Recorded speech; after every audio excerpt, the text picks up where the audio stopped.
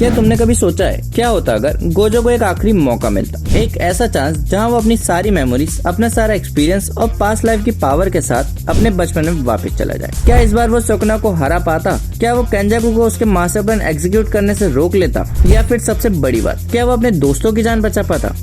ये सिनेरियो किसी normal time travel या रीइंकार्नेशन एनिमे से बहुत अलग होने वाला है, क्योंकि जुजुत्सु काइसेन में आफ्टर लाइफ वाकई में एग्जिस्ट करती है। हमने देखा था गोजो को आफ्टर लाइफ में अपने पुराने हाई स्कूल दोस्तों के साथ चिल करते हुए, पर क्या कहानी वहीं खत्म हो जाती है? चलो इस सिनेरियो को थोड़ा आगे बढ़ाते हैं और सोचते हैं क्या होगा अगर उस आफ्टर लाइफ में गोजो को अचानक से अजीब सी रिंग और एक रोते हुए बच्चे की आवाज सुनाई दे। बाकी किसी को वो आवाज सुनाई नहीं देती, इसलिए गोजो अकेला चेक करने निकलता है। वहाँ उसे एक ट्रेन दिखती है जो बस निकलने वाली होती है। गोजो को अंदर से ये स्ट्रॉन्ग फीलिंग आती है कि ये ट्रेन एक सेकंड शॉट है, एक नई शुरुआत, वापस पैदा होने का मौका। उसके दोस्त जैसे गेतो और नानामी उसे रोकते हैं। वो कहते हैं भाई जाने दे, अब आराम कर, अपने आफ्टर लाइफ एंजॉय कर और आगे का काम नई जनरेशन पर छोड़ दे। पर गोजो का दिल नहीं मानता। हालांकि उसको अपने स्टूडेंट्स पर पूरा भरोसा है, पर वो नहीं चाहता कि जो तकलीफें उसने झेली हैं वो उसके स्टूडेंट्स को अकेला झेलने पड़े। उसके अंदर इतने सारे रिग्रेट्स हैं, दोस्तों को खोने का दुख है और एक चांस है कि सब ठीक करने का। तो बिना ज्यादा सोचे वो उस ट्रेन में चढ़ता है और अगले ही पल उसकी आंखें एक छोटे से न्यू बॉर्न बेबी के रूप में खुलती है। उसके पास अपनी शुरू से लेकर एंड तक की सारी मेमोरीज हैं और अब उसने सोच लिया है कि वो पूरी हिस्ट्री को बदल कर रख देगा। पर सबसे पहले उसको इस दुनिया का सबसे मुश्किल टास्क फेस करना पड़ेगा, एक छोटा बेबी बनना। हमें लगता है कि बेबीज की लाइफ बहुत चिल होती है, बस खाना, सोना और रोना। पर जरा सोचो, एक एडल्ट का दिमाग एक छोटे से हेल्पलेस बच्चे की बॉडी में फंसा हो तो कितना ह्यूमिलेटिंग होता होगा। शुरू के कुछ साल गोजो के लिए सब कुछ बहुत रफ थे, इतने रफ कि किसी आम इंसान का दिमाग ही हिल जाए। पर धीरे धीरे टाइम बीतता है और हेल्पलेस ना फील करने की ये डेस्परेट आग उसे छोटी सी एज में ही अपनी कर्ज एनर्जी अनलॉक करने में मदद करती है। अब वो ऐसे काम कर सकता है जो नॉर्मल बेबी सपने में भी नहीं सोच सकते। और यहीं से शुरू होता है उसका मास्टर प्लान, जापान को आने वाले खतरों से बचाना और उस ट्रेजेडी को रोकना जो उसने पिछली लाइफ में देखी थी। और इन सब की शुरुआत होती है उसके सबसे खास दोस्त से, गेतो शुगुरु।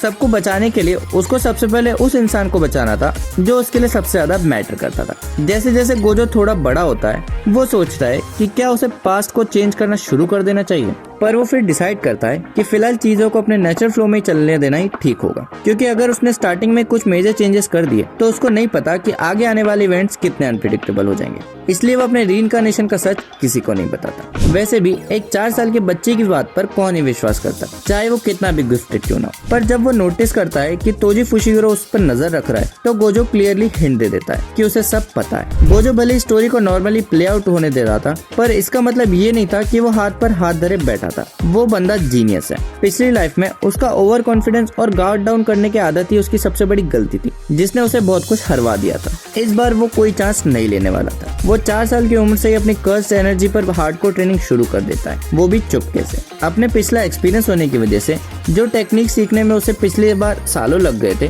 वो अब कुछ ही महीनों में मास्टर कर रहा था। वो आसपास के लोगों का बिहेवियर और टाइमिंग जानता था, इसलिए उन्हें बेवकूफ बनाना उसके लिए बाएं हाथ का खेल था। और फिर टाइम आता है जुजुत्सु हाई का, जहाँ वो दोबारा गेतो से मिलता है, वो इंसान जिसने उसे सबसे ज्यादा खुशी और सबसे ज्यादा दर्द दिया था। गोजो कोशिश करता है कि गेतो के ज्यादा क्लोज ना जाए, क्योंकि अगर पिछली बार की तरह इस बार भी कुछ गलत हुआ तो वो दुख वो दोबारा नहीं सह पाएगा। पर गोजो इसमें बुरी तरह फेल हो जाता है। डीप डाउन गोजो हमेशा से लोनली ही था और उसे बस एक ऐसा बॉन्ड चाहिए था जहाँ वो उसके लेवल का हो, और गेतो बिल्कुल वैसा ही था। गेतो को इन सब का कोई आइडिया नहीं था। उसको लगता था गोजो बस एक स्पॉइल्ड ब्रैट है जिसके पास पावर थोड़ी ज्यादा है। पर आखिर में उनकी दोस्ती फिर से शुरू हो जाती है। सब कुछ नॉर्मल चल रहा होता है। दोस्तों के साथ टाइम स्पेंड करके गोजो अपनी टेंशन भूलने लगता है। वो सोचता है कि उसके पास टाइम है, वो पहले से बहुत ज्यादा स्ट्रॉन्ग है, सब ठीक होगा। पर तभी अचानक वो मिशन आ जाता है। अपनी सारी प्लानिंग के बावजूद नई लाइफ के कंफर्ट ने गोजो को थोड़ा केयरलेस बना दिया था। द स्टार प्लाज्मा वेसल का मिशन पिछली बार से थोड़ा जल्दी आ जाता है, जहाँ उसे और गेतो को रिको अमाने को प्रोटेक्ट करना था। गोजो को पता था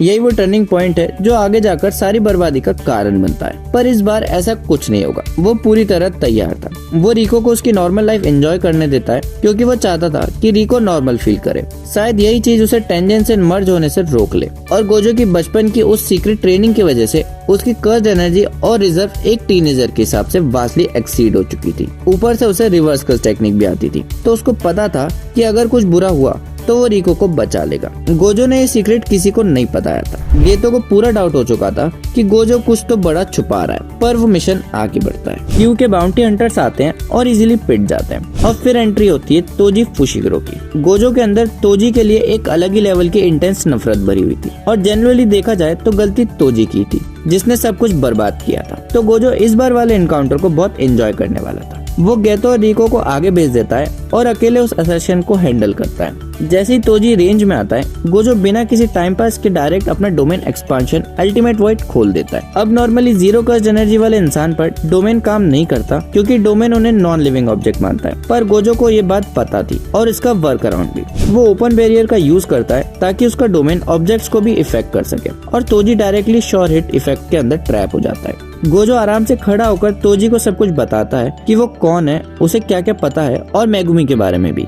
इसका कोई खास रीजन नहीं था सिवाय इसके कि गोजो उसे बहुत नफरत करता था और वो चाहता था कि तोजी अपने आखिरी वक्त में ये जाने कि उसके एग्जिस्टेंस से कितना दर्द फैला है और उसके बिना कितनी बेटर लाइफ जिएगा। तोजी का दिमाग इतनी बड़ी इन्फॉर्मेशन से ओवरलोड हो जाता है और वो वहीं खत्म हो जाता है। गोजो बॉडी को वहीं डिस्ट्रॉय कर देता है ताकि कोई नेक्रोमेंसी वाला चक्कर ना बचे। रिको सेफ थी और गोजो एक स्माइल के साथ वापस लौटता है, अपने दो सबसे बड़े सपने पूरे कर अपने दोस्तों को बचाना और तोजी को मारना। अब वो लोग टेंजन के रास्ते पर खड़े थे और वही कन्वर्सेशन दोबारा होती है। क्या रिको वेसल बनना चाहती है या अपनी लाइफ जीना चाहती है? पिछली बार की तरह रिको अपनी लाइफ जीना चूज करती है, पर इस बार कोई अचानक से उसे गोली मारने नहीं आता। बस एक लड़की की आवाज थी जो इतने सालों बाद आजादी चुनती है। पर कहानी यहीं खत्म नहीं होती। गेतो खुश था, उसने वो हेल्पलेसनेस और स्टार रिलीजियस ग्रुप का वो घटियापन नहीं देखा, इसलिए वो ट्रॉमा उसे नहीं मिला। पर गोजो को अब लॉन्ग टर्म के लिए स्टेप्स लेने थे। वो डायरेक्टली मास्टर टेंजन के पास जाता है। टेंजन नॉर्मली किसी पर ट्रस्ट नहीं करता, पर गोजो के पास ऐसी इन्फॉर्मेशन थी जिसने टेंजन को सुनने पर मजबूर कर दिया। गोजो टेंजन को पूरी सच्चाई बताता है कि वो फ्यूचर से आया है और आगे क्या क्या भयंकर चीजें होने वाली हैं। गोजो के 6 आइज होने के बाद भी लोग ब्लाइंडली ट्रस्ट नहीं करते, पर टेंजन काफी वाइस है और गोजो का कैरेक्टर जज कर देता है। ऊपर से गोजो को चोसो से मिली हुई टेंजन की इंटरनल इन्फो ने भी उसकी स्टोरी वेरीफाई करने में मदद की। आखिर में टेंजन ट्रस्ट कर लेता है और पूछता है कि अब क्या करें। गोजो का प्लान सिंपल था, एक ऐसा प्रिजन बनाओ जो सकुना को कंटेन कर सके। हालांकि गोजो को पता है कि वो सकुना को हरा सकता है, पर किंग ऑफ कर्सेस के साथ वो कोई भी रिस्क लेना नहीं चाहता था क्योंकि फिंगर्स का नेचर सबको पता चल चुका था। गोजो चाहता था कि टेंजन ऐसा सील और बैरियर तैयार करे जो डिजास्टर के टाइम पर सकुना को हमेशा के लिए रोक सके। पर सकुना सिर्फ एक प्रॉब्लम था, दूसरा बड़ा खतरा था केंजाकू। गोजो टेंजन को वार्न करता है कि केंजाकू जल्द ही प्रिजन रैम्प ढूंढ लेगा और उन्हें उसे रोकना होगा, पर टेंजन कुछ अजीब कहता है, उन्हें उसे वहीं छोड़ देना चाहिए। गोजो शॉक हो जाता है, पर टेंजन का पॉइंट भी बिल्कुल सॉलिड था। अगर वो प्रिजन रैम्प हटा लेंगे तो केंजाकू कोई नया और अनप्रिडिक्टेबल प्लान बनाएगा जिसको रोकना और भी मुश्किल होगा। नॉलेज ऑफ इस प्लान ही उसका सबसे बड़ा हथियार था।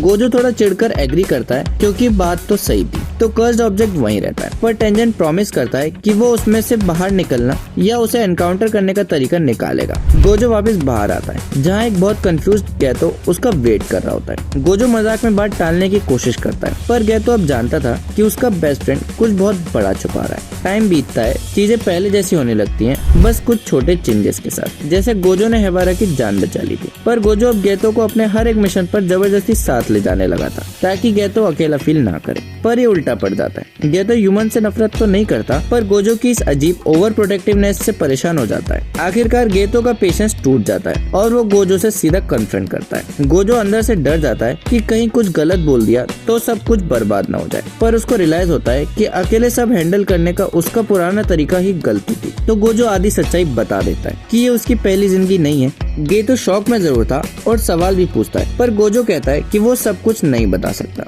वरना फ्यूचर डैमेज हो सकता है। पर वो ये जरूर बताता है कि पिछली लाइफ में गेतो ने क्या किया था और उसकी नफरत उसे कहाँ ले गई थी। धीरे धीरे गेतो उस पर वापस से ट्रस्ट करने लगता है। अब गोजो के पास एक ऐसा दोस्त था जो उसका सीक्रेट जानता था। साल बीतते हैं, दोनों टीचर बन चुके हैं। नानाको और मिमिको को भी उन्होंने बचा लिया और यूता को भी गोजो ने पहले से उसकी टेक्निक्स की नॉलेज देकर मास्टर बना दिया, जिससे उस बेचारे का ट्रॉमा बच गया। ऊपर से गोजो ने गेतो को केंजाकू के बॉडी स्नैचिंग प्लान के बारे में भी वार्न कर दिया था, तो गेतो फुल अलर्ट था। पर गोजो के दिमाग में सबसे बड़ी टेंशन थी यूजी इतादोरी। यूजी अकेला सुकुना को कंटेन कर सकता था, पर गोजो नहीं चाहता था कि पिछली बार की तरह इस बच्चे की लाइफ हेल बन जाए। इस बार जब यूजी का फिंगर खाने का टाइम आता है तो गोजो वहाँ पहले से मौजूद होता है। वो कर्ज स्पिरिट को खत्म कर देता है और यूजी को साइड में ले जाकर सच्चाई बताता है कि वो कितना आइडियल वेसल है। उसे एक चॉइस दी जाती है जिसमें डेथ का रिस्क तो नहीं था इस बार, पर गोजो यूजी के कैरेक्टर को थोड़ा अंडर एस्टिमेट कर बैठा था। यूजी बिना सोचे दूसरों की मदद करने को मान जाता है। अब गोजो को सारी फिंगर्स की लोकेशन पिछली लाइफ से थोड़ी बहुत याद थी,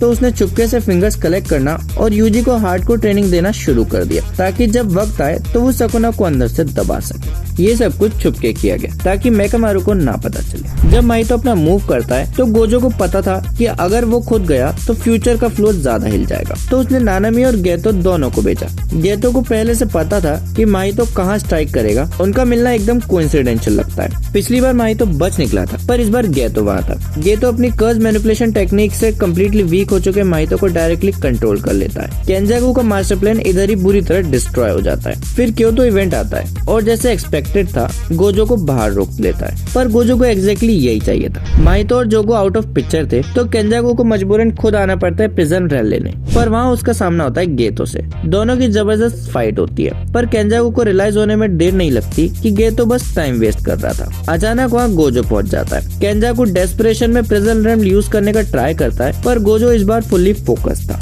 एक झटके में वो केंजाकू को खत्म कर देता है और उसके सेंचुरीज लॉन्ग प्लान का वही द एंड हो जाता है। अब बचा था सिर्फ एक बॉस, सुकुना। यूजी धीरे धीरे बाकी फिंगर्स खा रहा था और सुकुना को इजिली दबा रहा था क्योंकि गोजो ने उसको सब ट्रिक्स पहले से सिखा दी थी। कुछ महीनों बाद जब टाइम सही था, टेंजन अपना अल्टीमेट वेपन बाहर निकालता है। टेंजन ने प्रिजन रैम को मॉडिफाई कर दिया था ताकि वो फिजिकल बॉडी की जगह सीधा सोल को ट्रैप करे। सुकुना जो पहले से यूजी के कंट्रोल के आगे मजबूर हो रहा था, अचानक से इस मॉडिफाइड प्रिजन रैम के अंदर खींच लिया जाता है। सोल ट्रैप होने का सबसे बड़ा फायदा ये था कि अगर सुकुना कभी बाय चांस आजाद भी हुआ तो बिना किसी बॉडी के वो तुरंत इवेपोरेट होकर हमेशा के लिए खत्म हो जाएगा। सुकुना का एब्सोल्यूट गेम ओवर। गोजो ने पिछली लाइफ के हर एक डेंजर को जड़ से उखाड़ फेंक दिया था। अब उसके सामने उसके वो सारे दोस्त और स्टूडेंट्स थे जिन्हें उसने पास्ट लाइफ में खो दिया था। सब एक साथ थे, हंस रहे थे, बात कर रहे थे। ना कोई शुभ इंसिडेंट हुआ, ना किसी कलिंग गेम का ड्रामा। दुनिया एकदम शांति थी। वो सारी प्लानिंग, वो सब कुछ वर्थ इट था। तो ये था पूरा ब्रेकडाउन कि क्या होता अगर गोजो अपनी सारी मेमोरीज के साथ वापस आ जाता।